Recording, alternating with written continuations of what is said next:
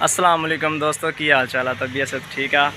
अच्छा यार, अज इन्नी की खुशी हुई है ना कि बड़ी अच्छी खुशी हुई है, क्योंकि घरों आया वहाँ मैं तकरीबन 9-10 का टाइम सीगा। उम्मीद नहीं सी कि फैक्ट्री जावांगा और दिहाड़ी लगेगी, क्योंकि बारिश का मौसम सीगा और बड़ा ठंडा मौसम सीगा और काम आ मेरा सिर्फ सोलर पेटा वाला।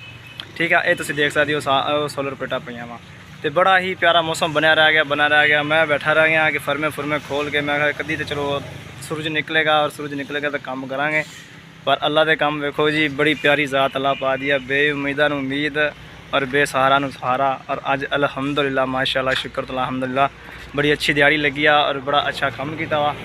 तो उस तो बाद मेरा कहना मकसद यह आ कि बंदे की सिर्फ नीयत साफ होनी चाहिए, बाकी हर चीज़ अल्लाह की तरफों सीधी हो जाती होंगी है। देख सकते हो अज फरमा भरया वा, बड़ा ही खुश होया वा मैं कि यार चलो शुक्र तो अलहमदुलिल्लाह दिहाड़ी लग गई है। देखो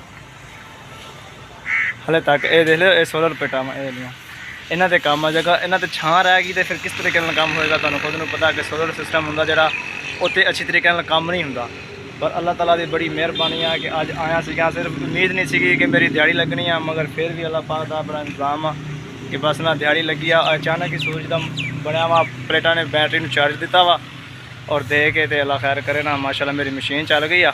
ये तुहानू मैं मशीन दिखाना,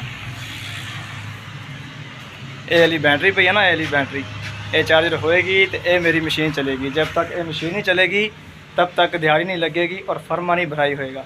ठीक है, ये देख रहे हो तुम माशाल्लाह बड़ा यानी कि ना तेज़ चली है। अज मशीन भी इन्नी की तेज़ चली है, मेरी उम्मीद ही नहीं सी कि यार मशीन अज चलेगी या नहीं चलेगी। अरे देखो ये सारा बस जी, जो अल्लाह पाक चाहे ना इंसान की तरफों, जो इंसान चाहे हो सकता। सिर्फ की है कि इंसान की एक नीयत सीधी होनी चाहिए और कुछ नहीं है। बाकी दुनियादारी दी गल्लां फजूल आ, ये आ वो आ, बाकी सब चीज़ फजूल आ। देखो जी फर्म में भरया आवागा, इन्होंने सुबह खाली करांगा। ये डिजाइन पे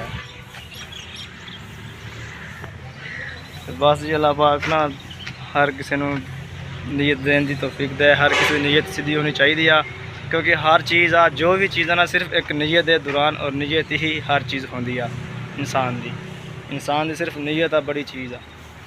अगर इंसान नीयत करके एक चीज़ में हाथ ला लेंदा ना, एक चीज़ में हाथ पा लेंदा वा कि ये चीज़ होनी आ, और अल्लाह पाक उहदा ऐदा इंतजाम बना दिंदा वा कि वो चीज़ नामुमकिन में भी मुमकिन कर दिंदा वा। तो गल करना मकसद यह है कि इंसान की सिर्फ नीयत सीधी होनी चाहिए आ, तो ऑटोमैटिक हर काम, हर गलबात, हर चीज़ का मसला मसाइल वो हल हो जाता वा।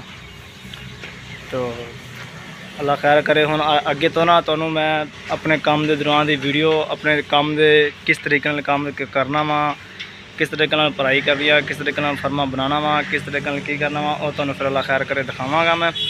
तो बाकी अल्लाह खैर करे फिर ना वीडियो में सबसक्राइब और लाइक लाजमी करियो ताकि मेरी हर वीडियो थोड़े तक पहुँच सके। बड़ी बड़ी मेहरबानी, बहुत बहुत शुक्रिया।